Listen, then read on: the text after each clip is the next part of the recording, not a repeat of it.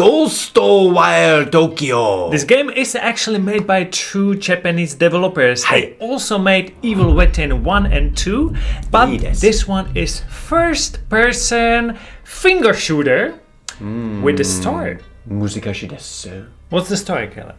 The story is that you are on a motorcycle as a normal human being in normal Tokyo, racing to the hospital where your sister is sick when you are, how to put this delicately, hit by a bus and you die.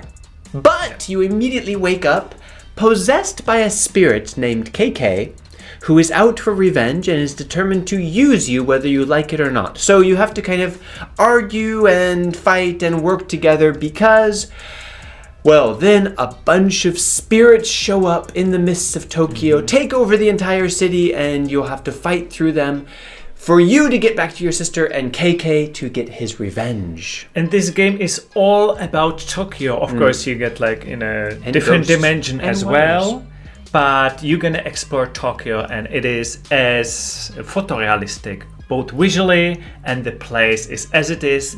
Yet there are no other people. Most of them are ghosts. Yeah. So you're gonna be fighting ghosts a lot with the finger guns. You have, basically. there's no actual spells. guns. Yeah, it's magic. So you can use different types of spells with fire, wind, ice, and increasing complexity. You really have to use the skill tree in this because in the beginning it's kind of slow, it's not very dynamic, but as you start adding more skills it gets very multifaceted and what kind of spells you decide to use. And also in the beginning it's not exactly open world, but later it's going to open more. You get even a map, you can see your side missions. That doesn't take a lot extra time, and the game is only about 11 hours long If you're really focused. Yeah, but it could be up to 30 or 40 if you're really trying to do everything. But the question is, should you play it? Now that it's going to be free on the October 31st.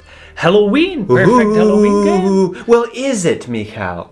Yes. Because my first comment might be, as a Halloween game, it's, okay, I am very, very vulnerable to horror games. This is not horror. No. It's not a scary game. It's a little bit tense and eerie sometimes. I'll tell you why. Okay. There are 4 difficulties. Oh. And the last one, it's called Tatare. Yes. And that is go together with the horror, with the Halloween. So, okay. At least with that. So, if you play it on the 31st, the day that it's free from Epic, maybe set it to the hardest difficulty level, and that will be horrible. That could be. Could be. Yeah. I don't recommend it though. And do you recommend the game? well, that is the question, isn't it, Michal? Yeah. I really like. People love this game. Yeah, I really like Japan. I lived there. Me too. Yep. We've been both to Tokyo. We and like Japanese culture. The visuals are really impressive. Actually, I cannot think of another game. It's great on visuals. That showed like a Japanese city as like realistic. You feel like you're there. If Tokyo has been taken over by a bunch of ghosts and there's garbage everywhere. Potential is great. Yeah.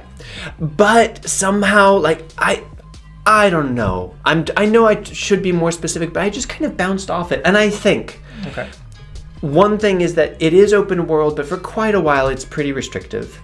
The combat does get better later in the game, but it takes quite a while to get better. But most importantly for me is that the story crosses the line to just really weird. Weird to the point that it broke my immersion. And I think that's it, that it was, I didn't understand like what is all of this. But I think someone who's more into JRPGs, the story would make more sense and that would not be as immersion breaking. But for me, I bounced off it. I think there are better RPGs even set in Japan that you could play. So a soft no from me. And you know what? I like weird games. You do. But this one is different kind of weird. And I actually know why I did not like this game, why I did not play it more and more. Because first, the gameplay mechanics with the fingers, it's just weird. Together with enemies. The bad weird, apparently. That has no face or no head. They're not that diverse or dynamic, Feels like I am killing like random things. Again, the story didn't hit me. And I love the Tokyo environment.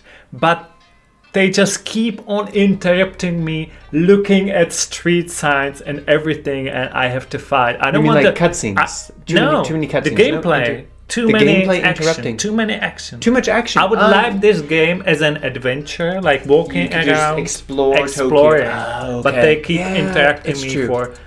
I want to play this game. I don't want to fight or not fight as much. You want to live in this game, not actually go through constant combat and Okay. So guys, we said both no, but this game, people like it. It's a $60 game. Well, actually, it is a AAA game. It's actually perfect. Now that it's free from Epic, if you buy it and if you're like us, from some reason you don't like it, perfect, because you didn't buy it. Lost nothing. Yeah. Perfect.